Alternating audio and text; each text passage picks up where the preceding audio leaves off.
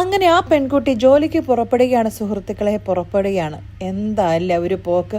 പക്ഷേ മിററിൽ നോക്കിയപ്പോഴാണ് മുഖത്ത് ഇതുപോലെ മേക്കപ്പ് കൂടുതലാണെന്ന് മനസ്സിലായത് കേട്ടോ. പിന്നെ ഞാനൊരു വിധത്തിൽ തൂത്തുപെറുക്കി അഡ്ജസ്റ്റ് ചെയ്തു. കാരണം ഉണ്ടല്ലോ, വീക്കെൻഡ് ആകുമ്പോഴേ ജസ്റ്റിയും കൊച്ചുമൊക്കെ കിടന്ന് ഉറങ്ങുന്നേ. അപ്പം പിന്നെ ഞാൻ ഡിം ലൈറ്റിലിരുന്ന് ഒരുങ്ങുന്നത്. വെറുതെ എന്തിനാ അല്ലേ ഉറങ്ങുന്നവരെ കുത്തിപ്പോകുന്നേ. അതുങ്ങൾ കിടന്ന് ഉറങ്ങട്ടെന്നേ, വീക്കെൻഡിലല്ലേ കിടന്ന് ഉറങ്ങാൻ പറ്റുള്ളൂ. അങ്ങനെ ഞാൻ വണ്ടിയിൽ കയറി, കൂടെ ഇങ്ങേരും. നില്ല, ഇതേതാണ് യുദ്ധഭൂമിയിൽ പുതിയൊരു പടം എന്നല്ലേ നിങ്ങളിപ്പോൾ ചിന്തിച്ചേ? ഇതാണ് ജിപ്സൺ, നമ്മുടെ തൃശ്ശൂരുകാരൻ ഗഡിയാകട്ടോ. അങ്ങനെ ഞങ്ങൾ രണ്ടുപേരും ജോലിക്ക് പോകാൻ വേണ്ടി വണ്ടിയിൽ കയറി.